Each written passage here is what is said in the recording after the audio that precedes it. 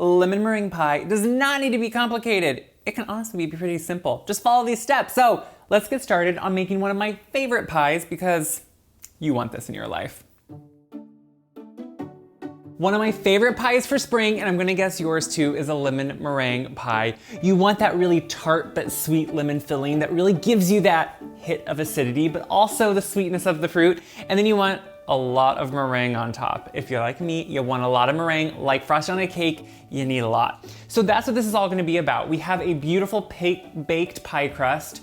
You can find my recipe on my website. You can find how I make this because it is really that simple, and you want a homemade pie crust if you can because it's buttery, it's flaky, it's delicious, and since we're making everything else, why not make the crust? So this to me is the perfect Easter pie, and it's honestly not that hard.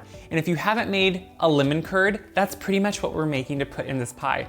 And I like to break rules when I make things. So instead of using just yolks, I switch it up. So what we have here are 4 egg yolks. I have 4 egg yolks in the bottom of my pan, and I have the whites saved from them.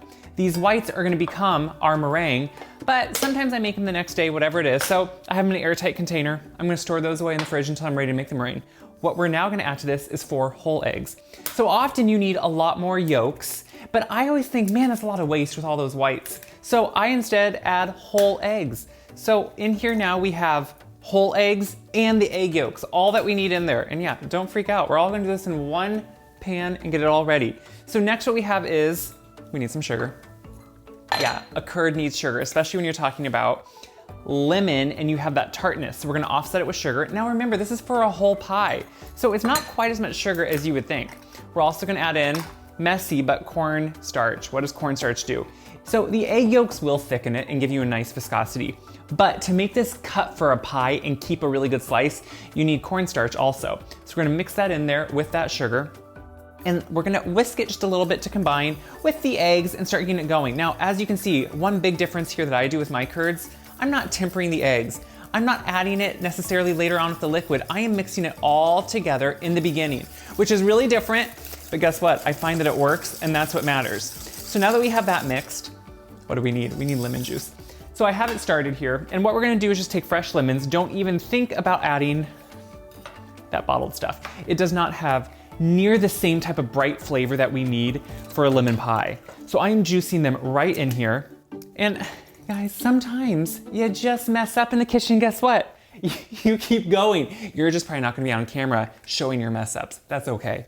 So we're gonna just add it right in there. We're gonna juice it right in. And I wanna check how much I have. Do I need a little bit more? That's almost right on the dot, but I'm gonna add just a stitch more. That's why you always wanna have a few more lemons than you think, because each lemon, the size, the time of year, the amount of rind, it will all have a different amount of juice. And you really wanna make sure you get the right amount, there we go, the right amount in there. So this is gonna give us that bright tart flavor that we need, and that is super important. So we're gonna whisk this right in. Look at all that delicious juice going in. So you know this is gonna be good. You know this is gonna have a lot of flavor, and that's what's important with any curd. So as that's whisking up, I'm just gonna finish it off with a little bit of salt. This is what a lot of sweet items need, because salt, one, it brings out flavor. It brings out a lot of flavor, but it also counteracts the sweetness. So we're gonna add the salt, whisk it, bring it over to the stove, and we're gonna put it on low. Don't be scared if there's eggs in it. We're gonna put it on low. We're gonna whisk it until it thickens.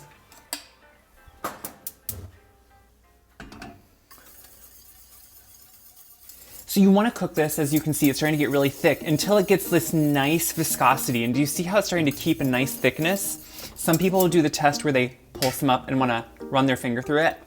I'm gonna taste that because it's delicious. But now that it's getting really thick, and I wanna make sure I cook out all that cornstarch, because cornstarch can have a raw flavor.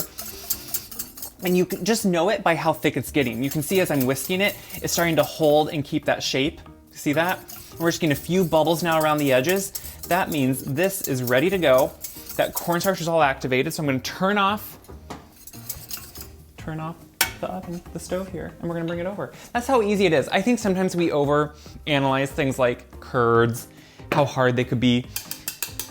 They can be really easy too. So what I have here is a baked pie shell, fully baked, nice and dry on the bottom, getting golden brown, because that is what you need when we're putting something like a pudding pie or anything in there. Now what I wanna do is just to make sure that this is fully fully smooth, because you want it to be smooth, we're gonna push it through a strainer, which you wanna do when it's warm. So I'm gonna just make sure I put it all in here, and then I'll just push it through, which when it's thick, it can be a little hard to do, but we will be able to push it through. So we're gonna put it in here, make sure to get all of it out. And yes, it tastes wonderful right now, just to tell you. So what I'm gonna do is sit here, and I am just going to see what it's doing underneath. It's pushing it all out. And then what that will do is make sure, in case any little piece of the egg or anything did not fully get dissolved or kind of cooked, this will make sure that you get it all out of there. And so that's why, to me, this curd is so much easier. You put it all together, you cook it until thick. Look at it. It's a beautiful, smooth curd. And now what I'm gonna do is finish doing this. I'm gonna scrape off the bottom of this strainer, because you don't want any of this to go to waste. So I'm gonna just scrape it off, and we'll smooth this out. You can tell how thick it is just by how well it's smoothing out. So I'm just trying to get an even layer. So imagine now this beautiful, thick, luscious lemon curd underneath a pile of meringue. Now this, friends, is why you make pie and you choose to be the baker, because then you can take things like this and it's all yours. And you know how it tastes before everyone else does. Which, by the way, is delicious. So at this point, this can go in the fridge up to 24 hours if you want it to. And that's what I'm gonna do. What I like to do is make sure, just to not get a skin on that lemon curd, which just when you cut it could drag and it could make it a little bit more rubbery right there. I'm gonna take a piece of saran or a piece of plastic and put it directly on that curd. So what that does is trap out the air, and it ensures that you won't have then that little skin forming on it, because this is pretty much creating a false skin that will be on top of your pudding or your curd in this case. And now we can put this into the fridge. So the point here was we had a really well-baked pie crust, so it shouldn't get soggy and it should be able to hold up. And now we wanna chill this to make sure the filling firms up, and then you know what this is gonna look like. It's gonna be a showstopper, and look how easy it was. I'm gonna put it in the fridge. We'll see you soon. It's been 24 hours, that pie is well chilled, and we have the egg whites we saved. So I put them in an airtight container, had them in the fridge, and now we're gonna use those. So I don't like to waste, so to me this is the perfect pie. We use the egg whites that we didn't use in the actual curd for now this meringue frosting. It's like a frosting in the sense that it's delicious and umptious and wonderful. So how I make my meringue is very simple. It's egg whites, it is sugar. Yeah, this is a pie, so sugar's on repeat through the whole thing. And then we need a little bit of cream of tartar. So what cream of tartar does, it seems like a stupid amount because it's such a small little pinch, but it stabilizes the egg whites. So it helps them get loftier, helps them get that nice look that you want, and it's really just super important. So we're gonna put that in, and then we're gonna put in a little bit of salt. Again, we're balancing everything out. So that's all that really goes into a meringue. But the difference here is I like to stabilize my meringue. So I whisk it up just using the whisk. I'm gonna put on my mixer, and I have it in this bowl. And now what we're gonna do is set this over some barely simmering water, maybe just steaming. And we're gonna let this sugar, this is pretty much like when you're gonna make a Swiss meringue frosting, this is how you would start. So we're setting it over so the water does not touch the bottom of my bowl, but that steam is gonna slowly be heating this mixture. It's gonna dissolve the sugar, stabilize the whole mixture. And when it gets to 160 degrees, we're gonna pull it off and we're gonna whisk it. It's that easy. Okay, so this has just got to temperature and we're gonna bring it over. And you know, this mixture just looks right now like a thick white. Look at that. It's not holding a shape, it's nothing really, but what we did here was we melted all that sugar into the egg whites. And now we're gonna help make it a more stable meringue, which is to me what's important. You know, I hate when a meringue, when it weeps. Have you ever had a weepy meringue? It's where you put it on top of a pie and then slowly it will like seep out some liquid. You don't want that. This is gonna be a really stable meringue now. And to me, really more delicious because it has that thick marshmallowy like consistency. So we're gonna now mix this on medium and turn it up to high until it is stiff, peaked, and lofty.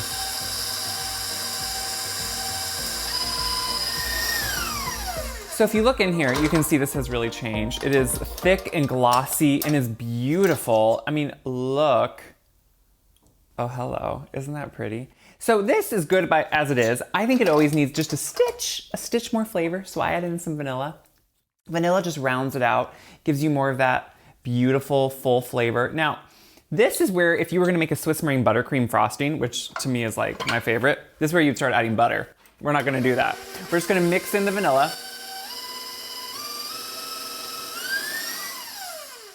And we're good to go.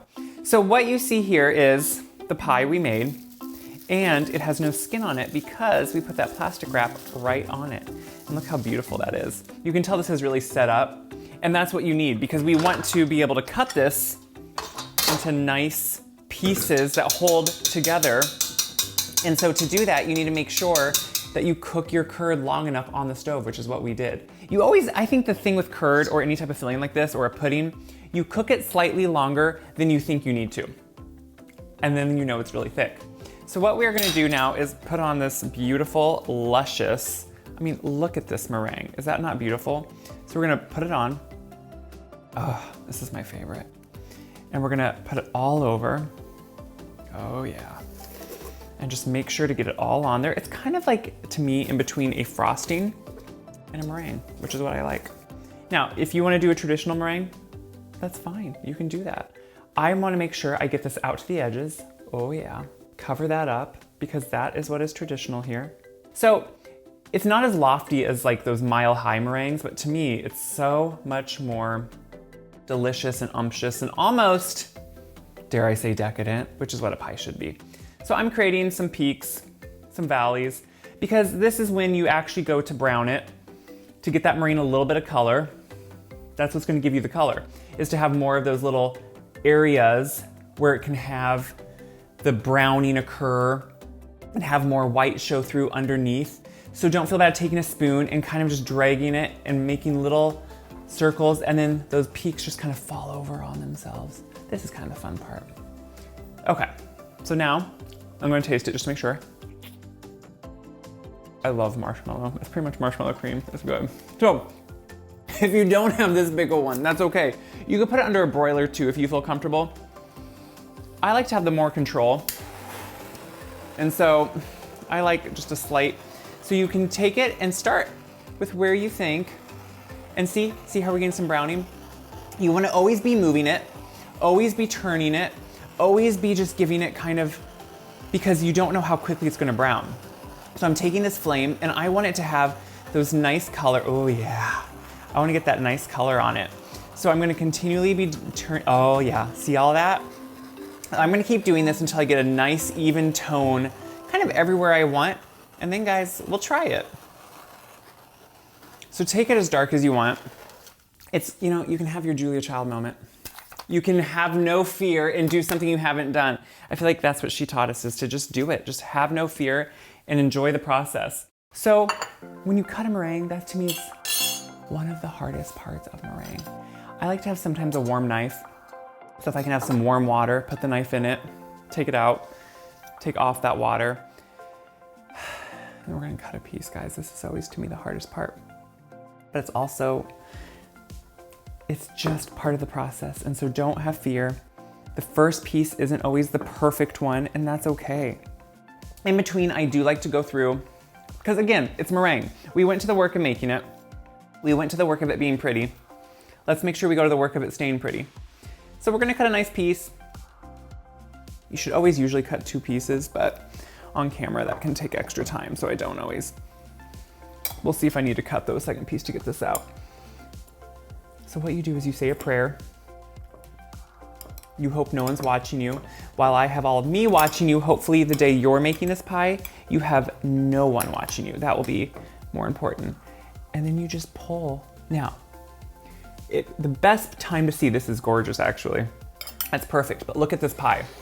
You pull out, you get all that bit right in there. So you see the meringue, you see the pie. As you pull it out, that meringue kind of can cover, but that meringue is absolute heaven for me. I love it. So now, I'll try it. Because this is, to me, one of my favorite pies.